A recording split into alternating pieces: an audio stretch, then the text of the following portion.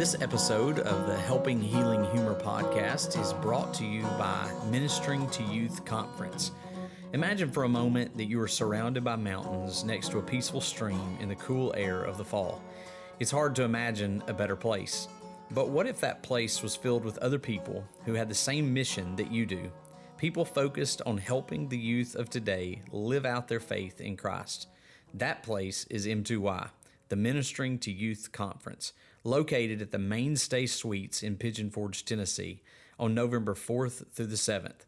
You will be surrounded by youth ministers, elders, deacons, preachers, youth volunteers, and parents that all have a common goal: ministering to youth.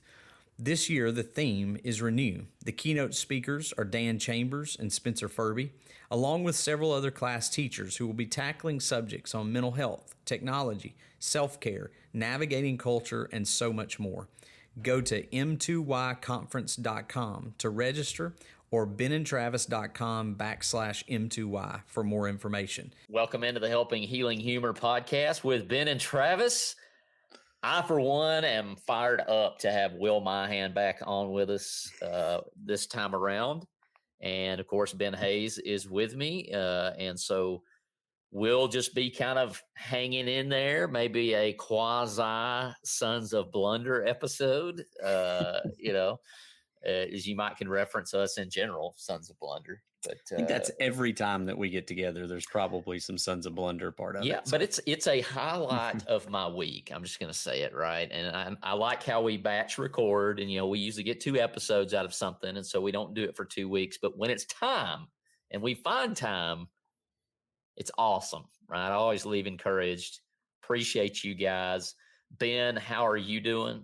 Man, I was thinking today just about how busy it is right now. It just seems like we are all going 90-0. Trunk or treats going on right now, getting ready for M2Y coming up in just a week from today, actually, as we are recording this. But as you are listening to this, it is coming up in just a couple of days. So if you're not registered, man, we hope that you jump on there. But that stuff, got back from DC just a couple of days ago. Kids are playing ball, all sorts of stuff. And I know I'm not the only one that's busy. Mr. Will is got all kinds of stuff going on too. So how you been doing, Will, as you haven't been able to join us for a while? Yeah, it has been a while. Forgot how to turn the microphone on just a second ago. But been spending my weekends in Tuscaloosa with mom and dad. So it's been a lot of family stuff. So it's just been good. Things have been going really, really well. So let's just be honest here. You're not going to Tuscaloosa to see your mom and dad. That is correct. You're going with your mom and dad Yes. to watch ball games. It's totally cool. I'm the one of the family taking care of the senior citizens in Tuscaloosa is how it's going. Good stuff. Well, we talking about a happy place for us anyways. I know there's a lot of people. Tuscaloosa is not a happy place. And for those fans, we're pretty happy about that, right? We're happy that you don't look forward to going to Tuscaloosa, but we love it. And we're going to talk a little bit about happiness and kind of discuss some things.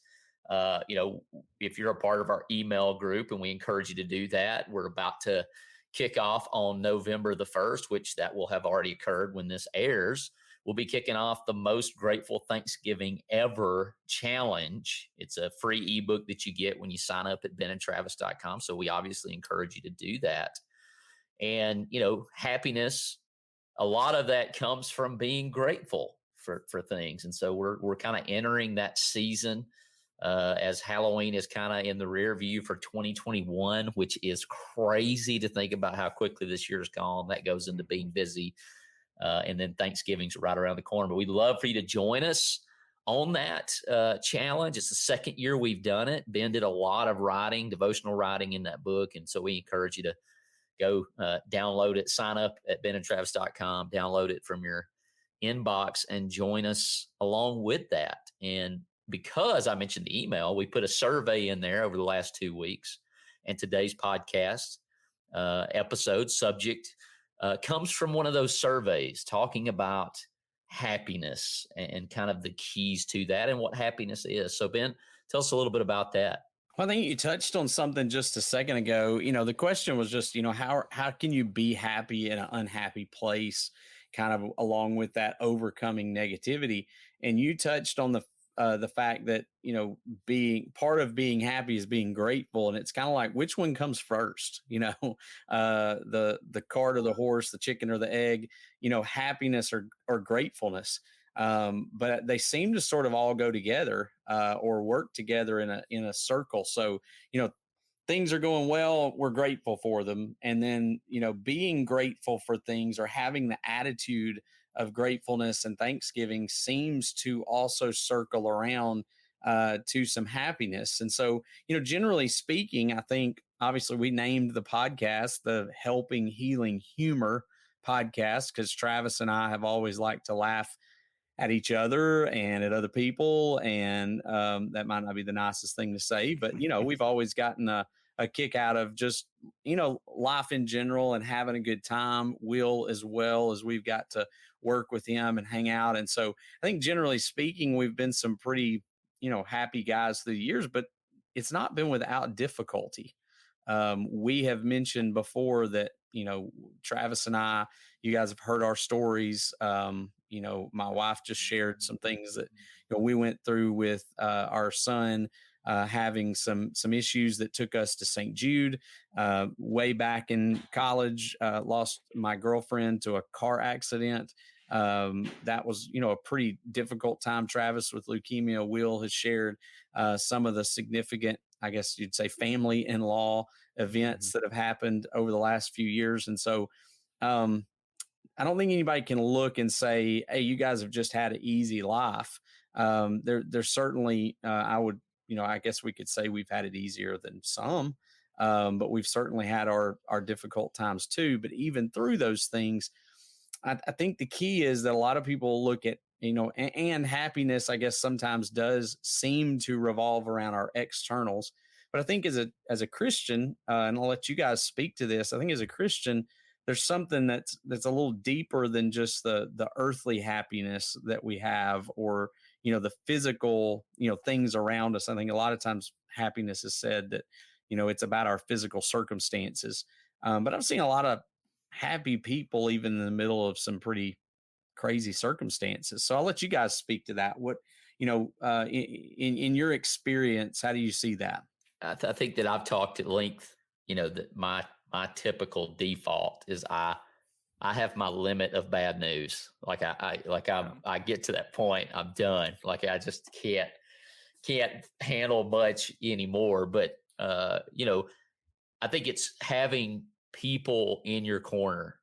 Like things are difficult, things are hard. Talked about our text group before, and the ability to just say, "Hey, today's rough." Last night, in fact, texting you guys about it was a hard day, tough day, and just looking for some kind of relief. And so knowing that you've got people in your corner, there's a couple of texts from the Bible that we were going to talk about tonight. And I think that in every one of those books that we're going to talk about, and they're all writings of Paul, he mentions people who are in his corner. A lot of times he'll mention pray for so-and-so. And a lot of those people are either A, delivering the letter, B, feeding him and keeping him alive through sustenance. Because, the Romans, as far as my understanding, they didn't provide food. And so you had to have somebody on the outside bringing you stuff to sustain you. And, having those people in your corner, even in the face of, in Philippians, Paul talks about there's some people out there who preach Christ to make me look bad, but even so, Christ is preached. As long as that's the thing. But he does have that core group of people that he has in his corner that are rooting him on, and sometimes it's just simply seeing their face, whether it's on a StreamYard call for a podcast or not. To have those people in your corner. And we've interviewed people, and it's such a great reminder, like Danny Morris, Scott Kaiser. Scott and Danny both, I think, would be people you could call in the middle of the night and they would work out somehow to be there. They'd somehow help you, even in the midst of a hurricane, so it's gaining that, cloud of witnesses that are actually here on earth as well. Yeah. I think the interesting part about the question, what was the person that asked it said, how do I avoid like negativity and being unhappy? And I think part of it is we have to realize there's just going to be times where we are unhappy. I think so many times we get caught up in, oh, we're Christians, or we live in the greatest country in the world. We live in the greatest part of the country. So things always have to be great. And that's just not realistic. I mean, it's not true. And so I think, part of, what we discussed earlier, Colossians 3, Paul says, if you've been raised with Christ in verse 1, it's like, to me, there is the blessing of that. It's like, hey, if you are a part of Jesus, then seek the things above where Christ is seated at the right hand of God. Set your minds on things above, not on earthly things. And I think so much of avoiding the negativity has to be a mindset, because no matter where you are, there will be negativity. I mean, it's just the world that we live in. I know Travis and I are both kind of the Enneagram 7 people, where, everything's just always going to be good. And maybe that's a blessing and a curse. I think about a lot of times is it's just, let's get through it. Don't worry about it. Everything will get better. It's a curse for everyone around us, for sure. Yeah. I mean, it's when Lindsay comes and goes, hey, I've had a bad day at work. It's like, I cannot keep my mouth shut, because I'm like, well, just do this, this, this, and this, and it'll get better. You're the counselor here, Ben. And so I think that the difficult part is how do you get to that mindset? Because I think you can be happy in unhappy times, or you can be joyful is maybe the word. Like you can have some peace that's there. And that may be the true root of the question, that the person's asking is, even in the tough times, how can I still be in a good place? And I know we've talked about some things, the A plus B plus C or equals C in different scenarios that you maybe can allude to there. Well, and I think you guys have touched on, some huge parts of that is who you surround yourself with. And I think some of the question was overcoming negativity in the workplace, as in there's other people who are negative. How do I lift myself above that? And so, having those people where, like what Travis was referring to, at the end of the day, man, I'm drained. Who are the people who are going to pick me up at the end of the day? Finding those people that I can rely on, that I can text, that I can have a good time with, and maybe feel picked back up from. But also just that mindset of, that it's okay sometimes to not be okay. It's okay to spend some time talking with God about how bad you feel, and you go, well, that doesn't sound right. Well, look at the book of Psalms. Yeah. How many times in the book of Psalms was it, God, this is where I'm at, and this is how I feel. And sometimes even it came out as, God, you've abandoned me. God, you're not with me. I'm hurting and I can't see you. And a lot of those Psalms would kind of end with, but I know you're there and I trust that you're going to take care of me at the end of the day. So, as you read them, it's this very real conversation that the psalmist is having, whichever one it happens to be. David, a lot of them, just saying these things that, and I'm struggling, but, in talking about it, and I find that's the case in counseling a lot of times is, clients come in and we're talking and I don't say much. Sometimes I do. Sometimes I'm like you guys, we're talking about, I just kind of like, okay, I got to fix this. But a lot of times if I can just keep my mouth shut, they'll talk their way through it and they'll feel better when they leave. And I've just listened. And I think that's what God provides for us is someone to listen to us. And the church provides that, or our friendships provide that. And so I think a lot of it is just simply, if we can express it, the more we hold things in, the more they bottle up, and I get frustrated and I get angry and I get discontent. But if I can find some healthy outlets for talking about it, working it out, praying about it, journaling it, something that can help, me get it out so that I'm not, you shake that Coke bottle up, it's going to blow up at some point, and you get enough of that negativity, then eventually that's going to flow out of you. So, or it's going to go flat. And yeah. You're going to burn out, as we use the term, whatever burnout means. But, a lot of people just get frustrated and like, I'm done with ministry. I'm done with schoolwork. I'm done with whatever. because I've just been going at it too long. And I think something that comes along with maturity is the ability to decipher constructive criticism versus negativity. And constructive criticism, I don't think, is the same thing as negativity. I think it working through something or having someone help you work through something, and sometimes it's constructive criticism. Sometimes there's people just going to be brutal with you. I've come to find out that those are some of my favorite people. I've got a lot of people in my life who are brutally honest with you, but I'm that thick sometimes. Sometimes I need that. I know that they care because they're not going to let it go on. They're going to confront it. And, that's the Christian thing to do. And I think so, to kind of shift from the constructive criticism to negativity and kind of how to control that. I think that we are inundated, there's a big word, with information. Like, we have more information than we've ever had at our fingertips. But we also have a lot of control of what we get notified about. I mean, just about everything, right? This podcast, you can get notified when we post a podcast, which you should subscribe. Just to throw that out there. You can get dinged when we put a YouTube video on, and there are people out there who are subscribed to everything we've got. And man, I don't understand that, but boy, are you our favorite people. We love you. But you can control those things. So even on a practical level, control what you're getting dinged. I mean, you can go in on your phone in the settings and control what you get notified of. Ben, when we were growing up, if I had a bully, I had to survive from 8 to 3. Yeah. And then I went home and I was done. There was no internet. There was no social media where somebody could reach me and keep hounding me. Mm-hmm. And so here's the chief of sinners and the biggest hypocrite in the world. Turn the phone off, but at the very least, control what you get notified. And the other thing to that, I always kind of approach it this way. The world's going to hit its quota of negativity without you ever being a part of it. So don't be. Know your limits, control your notifications, and just kind of choose. There is a difference between constructive criticism and negativity.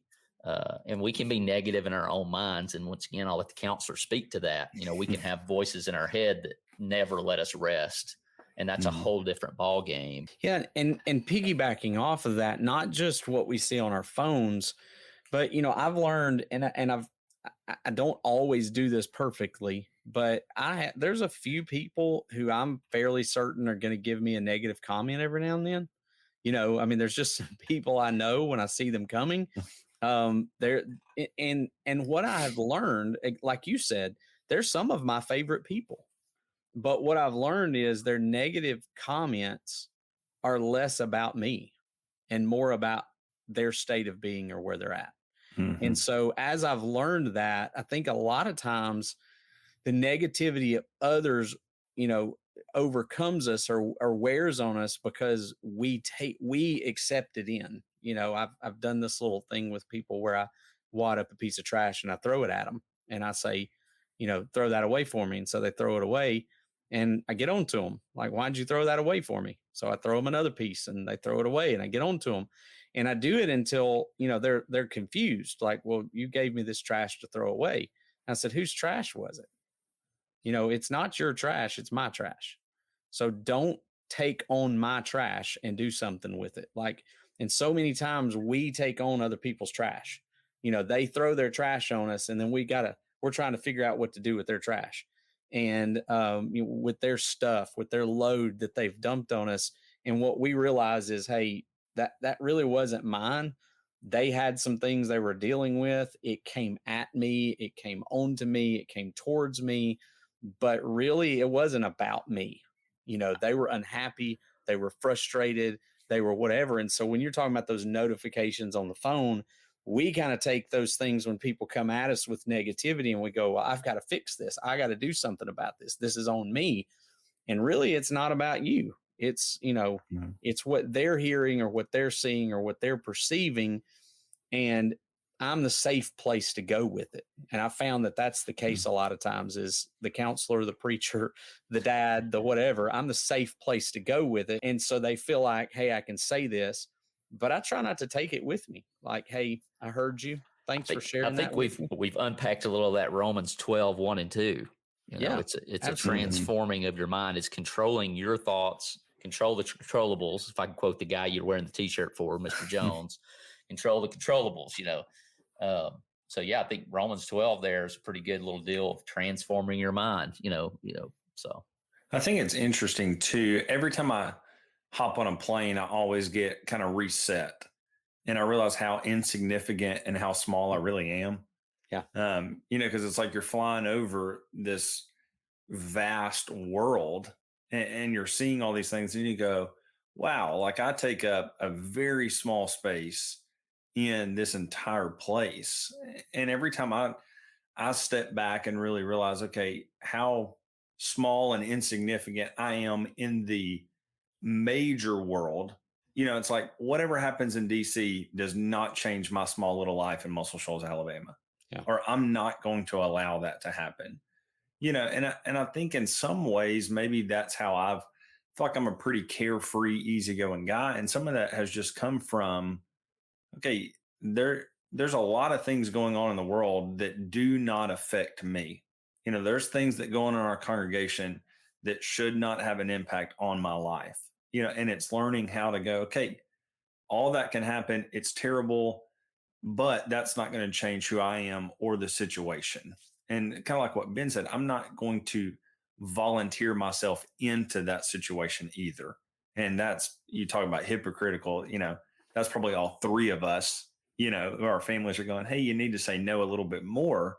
Right. But I think as ministers, that's kind of, it's one of our faults. But the more we involve ourselves in everybody else's junk, like it does weigh you down.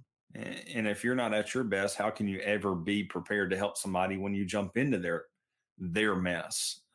And so I just love the idea of going, I am significant because of what Jesus did. But in the big scheme of things, I am very insignificant as well. And a very small piece of what's going on in the world. And I'm kind of one of those people, Travis, that whenever I cut the news on, it's more for humor than it is for information, because and maybe ignorance is bliss. I'm not the smartest person in the world, and not understanding or trying to understand some of those things has allowed me to enjoy things a little bit more, because I've got some close friends that have really put their mind into some things of the world intellectually and have become very miserable to be around at times, Well, and it comes back to, what do I control versus what do I influence? And I don't have much control over what's happening in DC. Yeah, I can vote, I can do some of those things, but ultimately I don't have a whole lot of control about it. And I have to remind myself right now that I have no control over what the Braves are doing. I really want them to win the World Series. I don't know what it's going to be by the time this airs, but every night in Alabama games, I sit there and, my heart rate goes up and I get frustrated, and I have to sit back and go, I don't have any control over this game. So whatever happens here is completely out of my control. There's a bunch of teenage boys that are deciding my happiness on a Saturday night.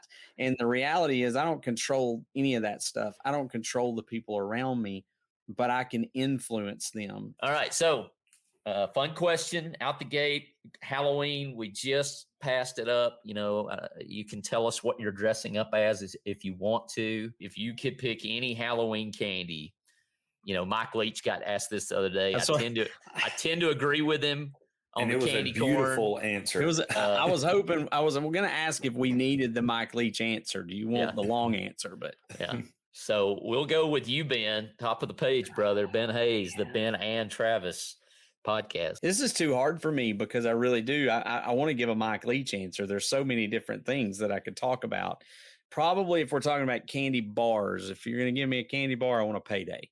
Paydays are the where it's at with a candy bar. But I'm a fan of almost any of the sour type candies or hard candies. So Gobstoppers, Sweet Tarts, Sprees, those are probably among my favorites. So if those are considered Halloween candies, I mean, I know that they come in the Halloween sizes. So. Yeah. So Hayes Clan, if you're listening to this, those are the ones you want to hide out of your bag first. That's exactly that's the one right. Ben's going to be checking for the poison or the needles or whatever. Yep. Yeah. Let me check this one right here. All right, Will, what you got, bro? Well, here's here's, I don't know if you're going to see. We are Oh yeah. on the video. We are Woody, Jesse, and little Bo Peep. That is amazing. Amy, It is my fantastic. 3-year-old daughter, the other night tucked her in and she said, "Good night, Woody. I love you." And so, like, our names have even switched at the house. So She's little Bo Pete. It's what it sounds like. Yeah. Well, she calls herself little old Pete, and we've got a Pete at church that we Yes. we have joked with a lot. So Halloween is like taking on some. She has gone full fledged. We are calling each other by our costumes, not That's mom and dad fantastic. anymore. But for me, this is easy. Give me a bag of Reese cups, and they will be It's hard to pass gone in up. a heartbeat. And it's just Judging from all the different wrappers in your office, you're not real picky about it. no. Like now, There's Milky Ways in your office. if you're going chocolate, it's Milky. So here's my order. If we're going like just chocolate, because I like all the sour stuff too. Mhm. But if you're going the little fun size, we're going Milky Way's third, Three Musketeers is second, and then Reese Cups is first. So Sweet. It's a good lineup. that'd be Well, my I'm going to order. agree with both of you on like the payday has all of a sudden out of nowhere made a comeback for me. Like That must be like when you hit 40, because I'm not at payday. maybe I don't know. I always don't know like if I think it's just the peanuts aren't that bad for you, and I'm like, oh, that's better than a Snickers. That's exactly. You know, and it's got protein, so it packs a punch. And for some reason, if I'm traveling somewhere, if you see me in a gas station and you just want to do Travis a solid, just buy me one of those king size paydays, and man, I can go on that. But yeah, if I've got my choices, Will, I mean Reese Cup, I mean It's hard to pass up. And have y'all seen the guy on TikTok that did like he ranked all the Reese Cup like sizes and which one has the best peanut butter to chocolate ratio? I mean, like he went all in. I don't like the little cup, like the little. Oh, yeah. Like No, that's just enough to make you The mad. regular cup is. I want the regular Perfect. size. Perfect. Our Barner, Blake, was at Trunk or Treat, stopped by my vehicle, and he said, "Give me the candy I want." Just Reese Cups. It's just every male at the church Trunk or Treats. That's what they're there for. I can totally get on that train. Also, Reese shout Cups. out to Blake for being the spiritual referee for Halloween. Ready to thrive in your ministry work? Heritage Christian University has just released their upcoming spring semester course offerings. Courses such as History of the Bible with Wayne Kilpatrick, Marriage and Family Counseling with Jeffrey Brothers, or Acts with Justin Guin. To see all the classes available, visit www.hcu.edu or email media@hcu.edu for more information. Nearly all of these classes were created to be taken remotely, so no matter your schedule or location, you can be a part of learning more about the Bible this year. The deadline to apply is December 1st, so don't wait. Apply today.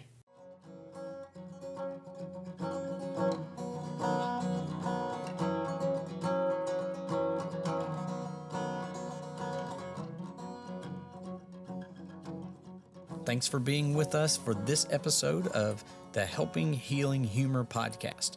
Be sure to download our free ebook, 28 Days of Focused Living, at benandtravis.com and receive all of our Helping Healing and Humor extra content directly in your inbox. We look forward to having you join us at the same Ben and Travis time, same Ben and Travis channel.